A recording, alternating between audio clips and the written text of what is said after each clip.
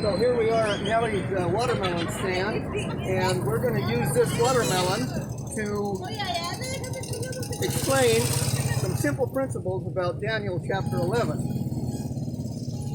First of all, we need to remember three phrases that are of special importance in this chapter.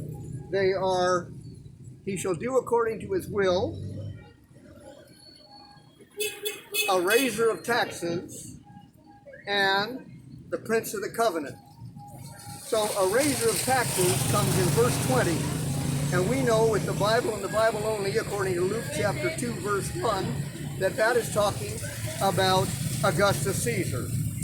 And do according to his will is the phrase that introduces a new world power. That was mentioned also in chapter 8 when Medo-Persia did according to his will, and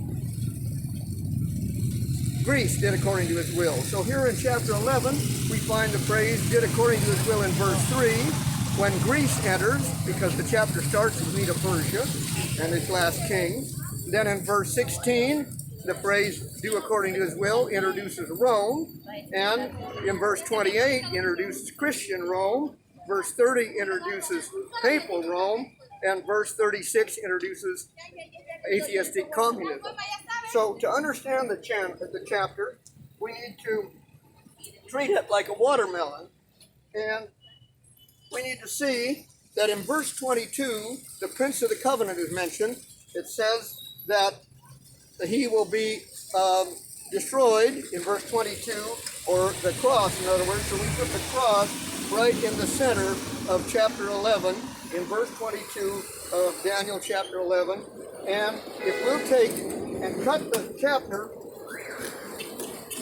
right down the middle, the part that corresponds with before the cross, before Christ and him crucified, is this half, and the part that corresponds with after Christ and him crucified is this half.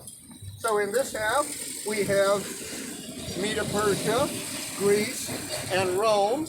Up to Tiberius Caesar, we find in verse 22 is the one that crucified Christ. And then after the verse 22, we find events that take place after the cross. So the watermelon helps us understand this chapter, and it helps us to see that with the Bible and the Bible only, we can understand the four empires that are mentioned in the book of Daniel.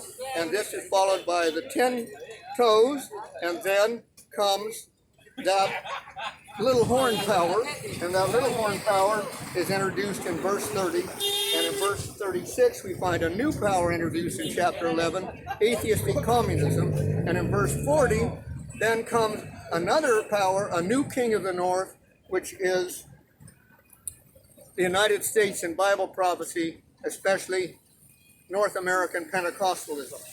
And when we see these powers taking place one after another, we see that we're given more and more information as we advance in the prophecies of the book of Daniel.